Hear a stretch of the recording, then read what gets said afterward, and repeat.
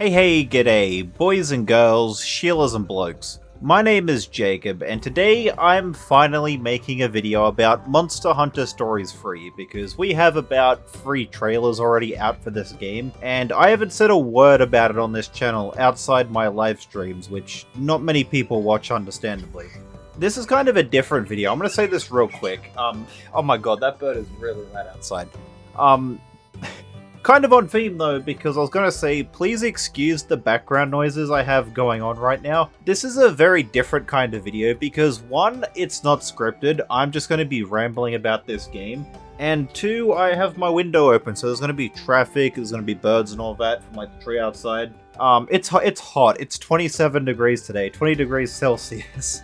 It's not summer in Australia yet, but it's getting there. So yes, this is going to be an unscripted video because traditionally, when I did my thoughts videos on Monster Hunter Wilds, I scripted them, and that meant they took a while to get out there. And it got to the point where I think it was the 4th trailer, I made a video 2.5 weeks late because I had a lot of work going on. I went on holiday with the family. And by the time I was able to get that video out, nobody cared anymore because that news was dead and gone. Like, understandably so, I should have got it out much quicker, but I just couldn't. So I think moving forward I might just make these sort of unscripted videos where like I put down a few dot points I want to talk about and just speak into the mic about them because I'm getting my thoughts out there, just not in a concise way that I probably would prefer. Anyways, yes, Monster Hunter Stories. So I'm really fucking excited for this game. Monster Hunter Stories is a series that I really enjoy. I played the first Monster Hunter Stories game when it came out on the 3DS. I played the second game when it came out on the Switch. I love Monster Hunter Stories. And Monster Hunter Stories 3 it's looking like the best Monster Hunter Stories game. Like, I am more excited for Monster Hunter Stories than I was excited for Monster Hunter Wilds. And I know that's like a crazy statement to say because Monster Hunter Wilds is like the new mainline Monster Hunter game. A huge release, everyone was excited for it. But I was nowhere near as hyped as I am for Stories 3, and going on a side tangent here, the reason for that was because Monster Hunter Wilds is kind of the spiritual successor to Monster Hunter World, like it was the numbered entry coming out at the start of a generation on the PlayStation hardware. And I don't like Monster Hunter World very much. Depending on the day you ask me, I might even say I hate Monster Hunter World. I mean, don't get me wrong, I don't think it's a bad game or anything, I just don't like it as a Monster Hunter game, if that makes sense. Like, if you've played the older Monster Hunter games, you'll kinda get where I'm coming at here. I started Monster Hunter in the 2nd generation, and playing through the 3rd generation and the 4th generation, the games all felt kinda similar, like I knew what to expect from Monster Hunter. Then World come out, and it was so different to like anything before it. And I just kind of felt alienated. Like, it did a lot of things, it changed a lot, it didn't feel like Monster Hunter to me. Monster Hunter Rise fixed that. I really like Monster Hunter Rise and Sunbreak. So yeah, going into Monster Hunter Wilds release window thing, I was worried I wasn't going to like Wilds because it is sort of the successor to World. Spoilers, I did like Wilds. I think I'm probably one of the only people in the world who actually likes the game, because there was a lot of negativity in the community about it. You know, like people whinging about the difficulty, which is bullshit. Anyways, I'm getting sidetracked here. Though I should say, I do not excuse the PC issues. Fuck the PC issues. Like, there is no defending that. I play the game on PS5, so my experience is actually rather enjoyable, but I do feel bad for my mates playing on PC. Like, that's not a good time. That's not fair. But yeah, I don't know why I'm talking about Wilds so much in a Stories Free video. I guess that's just what happens. Like, it's not a Sir Jacob Flames video if I don't go off script at some point and just ramble about fucking nonsense. So yeah, Monster Hunter Stories 3. We've had 3 trailers shown off for that so far, 2 of them at Nintendo Directs, and a 3rd one at last night's Capcom Online program from TGS. And the game just looks fucking incredible. Like, I am so excited for this game. I think I've already said that, so maybe I should talk about why I'm excited for this game. Well, first of all, I want to talk about the story from what I could tell. Like, straight from the first trailer, Monster Hunter Stories 3 was giving me Fire Emblem vibes, and I love Fire Emblem, so I was really keen for that. It kind of feels like they're trying to tell a, like, more grown-up story, like a more adult-esque kind of story.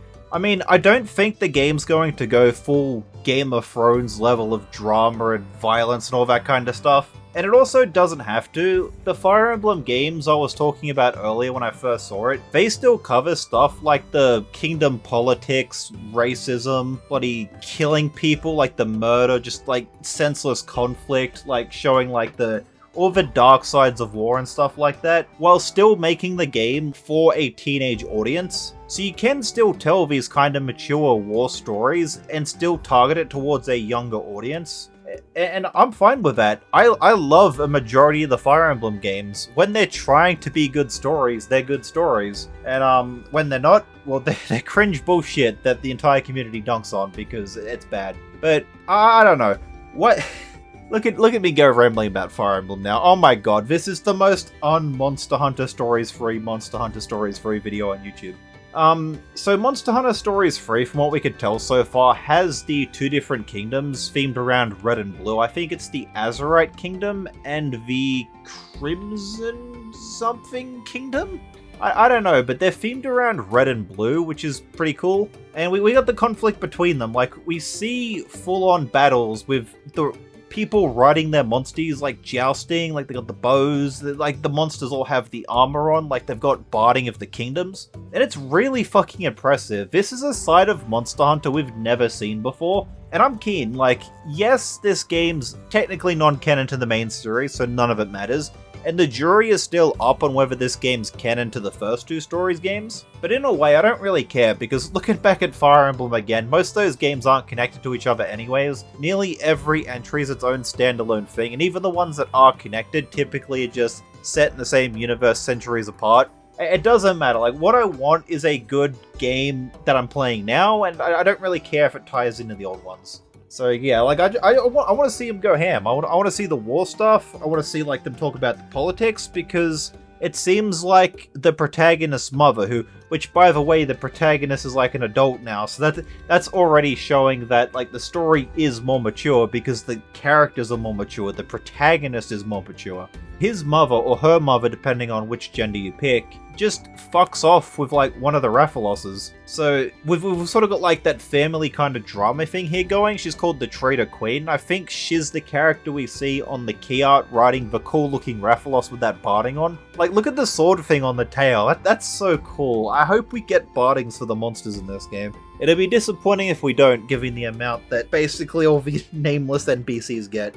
But yeah, I guess I should talk more about the characters, because I don't know much about the story other than we got conflict between the kingdoms. Also, there's some kind of plague or something, like a crystal blight, and I think that's what's driving them to war. Like, there's famine going on, like they can't feed their own people, so they gotta go invade other lands. It's just a really cool concept. So yeah, I'm gonna talk about the characters now. So, we don't know everything about the characters so far. We see what I think is the main party on the key art. There is 9 characters here, 8 if you don't include the protagonist, but the protagonist may as well just be a character now, because they're fully voiced just like they were in Wilds, which is really cool. I don't really like silent protagonists in games, because it kind of takes away from just the story when your character just stands there, smiles and nods, like that's the Final Fantasy XIV term for it. It's just not as good as having like a character who just talks, so I'm keen for that. Like, this is already gonna be the best stories game just off the fact your character is now actually involved in the story. But yeah, we really only know the profiles for 4 of the characters so far. There's the Palico, who's joining your hunter, or rider I mean. His name's Rudy. I actually know his name, I don't know any of the other people's names. You've got the best friend character on the Legiana. I don't have his profile up to read right now while I record this, but I think he was an orphan or something? Don't quote me on that, I'd have to double check that, and I'm not double checking that now. But yeah, so he's got like respect to like the protagonist guy, like they're kind of best buds, which is cool. Then we've got the prisoner chick, the princess of the enemy kingdom, who is volunteered hostage for the Blue Kingdom. So she's from Red Kingdom, she goes to Blue Kingdom, so she's here as well. She rides an Adjunaf. Then we've got the other character that most recently showed off, the pink-haired girl who looks like Joss from Fortnite. She rides a Tobigadachi, and she has a little Poogie pet, and it's adorable. I really like having Drip out like the monsters in this game. Even the Poogie's got like a badass outfit. It's so cool. But yeah, then we've got these other characters as well that I'm not sure who they are yet. They aren't on the official website when I checked it earlier. But we've got like an older bloke. I'm doing this off memory. We've got a guy wearing some like punk looking armor. I think it's Greg Gyrios. Then we've got another lady who we also don't know anything about. I don't know anything about these characters. But one thing I am liking the look of with the party so far is that they are like a kind of diverse party. And I don't just mean that in the sense of like, I don't even want to say this, but the very Americanized way to look at it. Like black, white, Asian, Mexican, Hispanic, etc. Like all that kind of shit. I don't mean it like that. I mean diverse in like the actual sense of the term. I'm going to go on a side tangent here, again, talking about Tales of Xillia. There's a remaster of that coming out, which I would recommend playing. It's an alright game. It's a mediocre game, but the thing with the Tales games that I love, that the thing that makes them 10 out of 10 for me, is the characterization of the party.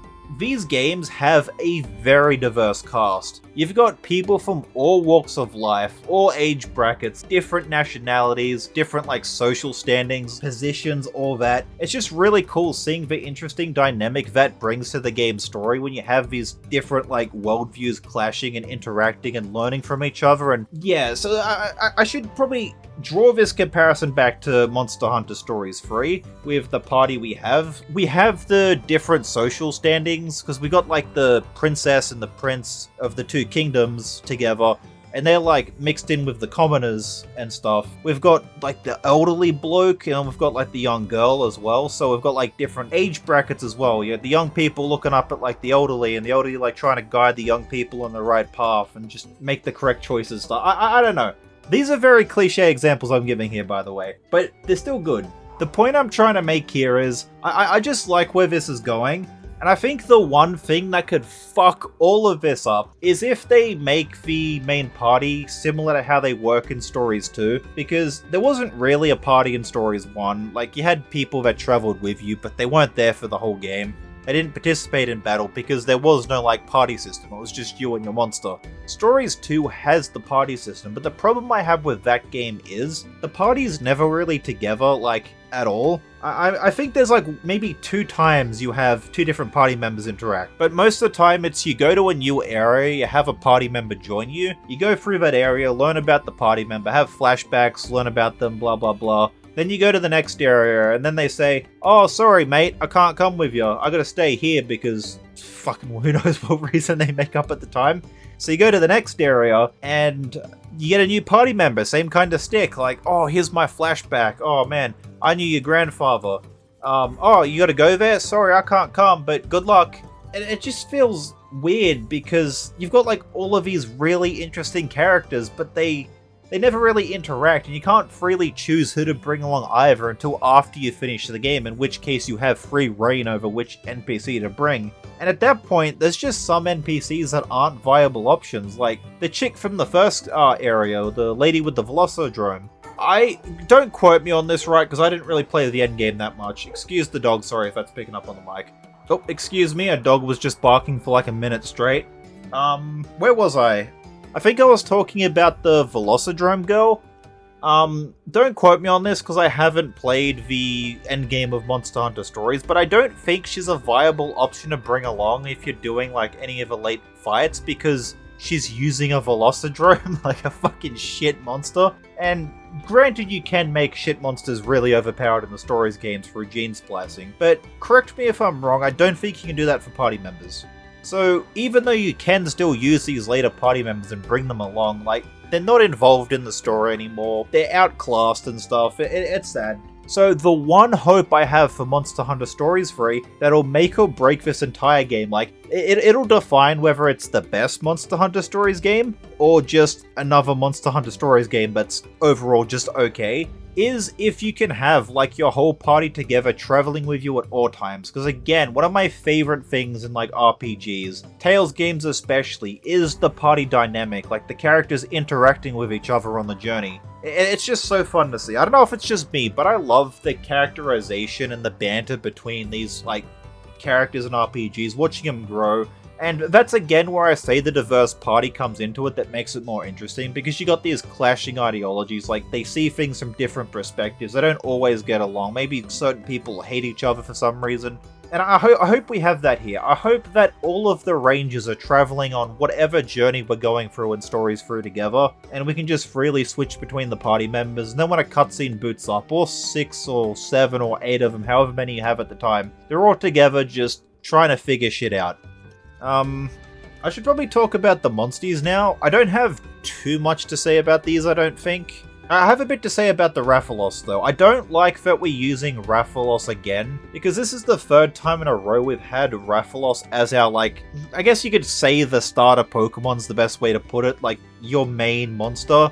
I don't like it. We've had Rathalos in Stories 1, Stories 2, and now Stories 3, and it's just getting old. It's getting exhausting. I don't care how they try to make Rathalos different, whether they give him demon wings or a little crystal horn. I don't like it. It's kind of boring, because maybe if we skipped Rathalos in Stories 2 and just had Rathalos in Stories 1, then we had a different monster in Stories 2, and the Stories 3 they bring Rathalos back. It's like, oh cool, we get Rathalos again. We haven't had him for a game. But he's back as the main monster again. It's just boring. I think it would have been much more interesting if they made our Rathalos an Azarathalos. We're from the Blue Kingdom, the Azurite Kingdom, I'm pretty sure it's called. So why couldn't we have an Azarathalos? I don't know. As for the other Monsties, one thing I do find interesting to note is we're not writing adolescent monsters because our characters themselves aren't adolescent. Even the one younger looking character, the Joss chick who, Joss isn't a name, I don't know her name, she just looks like Joss from Fortnite. I'm pretty sure I've already said that. The Joss looking character, she rides a fully grown Tobikidachi, or she's a lot smaller than I thought to look that tiny on the Tobikidachi's back. So it looks like we're having fully grown adult Monsties, which leads me into a point I didn't like about the original Stories games, is that we can't ride every monster. I spent, I think it was 2-ish real-world hours in the desert in Stories 1, fighting Daimyo Hermitor, trying to get it to retreat back to its den so I can get a Hermitor egg, only to find out hours later that Hermitor isn't a Monstie in that game. You can't ride Hermitor. Similar thing with Duramboros in Stories 2, and we all know I love Duramboros. It's the Hammertail wife, and I'm the Hammer guy, so yeah, it's obviously our buddy like that monster. Duramboros wasn't rideable in that game, and I had to check for Monsterpedia because I learnt the hard way in Stories 1 that not every monster's rideable. I learned after the first time I fought Duramboros to check the Monsterpedia. It's not a Monstie. Fuck me.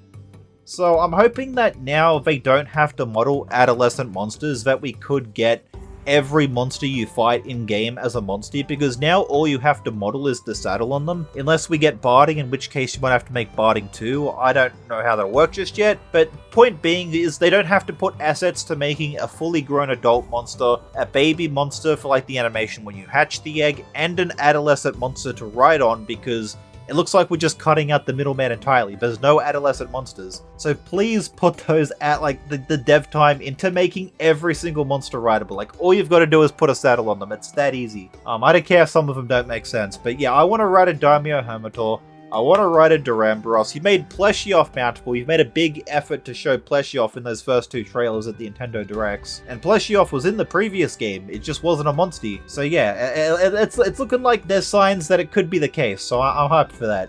I'm going to move on to the gameplay now. I don't have a whole lot more to say about the Monsties. One thing I initially wanted from this game when I saw the first trailer was for it to be an open world. Or if not open world, at least open area like the Xenoblade games. They aren't technically open world, but they're very large in scale. And they're also on a Nintendo Switch, so the technology's there to make it work. I don't think it is open world though, based on what we've seen on the Capcom Online program when they showed some actual running around gameplay and we could see the minimap. But one thing I am still hoping for is that the areas feel big, and at least the first one we see is big, with the castle in the middle of the lake. That looks like Mondstadt from Genshin Impact, if you know, you know. that area does look pretty big, and that was like my main complaint with Stories 2. I think maybe I've said that a few times in this video. Maybe I have a lot of complaints with Stories 2. Don't get me wrong, I still love Stories 2, but there's a lot of things I think it could do a lot better. One of those being how small the areas felt. It wasn't very large at scale, and ordinarily that wouldn't really be a complaint I have for a game if it wasn't for the fact the first game on the Nintendo 3DS hardware had significantly bigger maps than anything in Stories 2. Actually, maybe the desert map in Stories 2 was bigger than anything in Stories 1, but overall there was much more bigger maps in the first Stories game than there was in Stories 2. Like that last area you unlock, or maybe the second last area you unlock. It's been a while since I played through Stories. But that area you unlock with that certain character who returns from the first game, who I will not name for spoiler reasons, but if you played it, you know what I'm talking about. That area is so fucking tiny. You get on the Rathalos's back and fly to the other side. You're there in 30 seconds.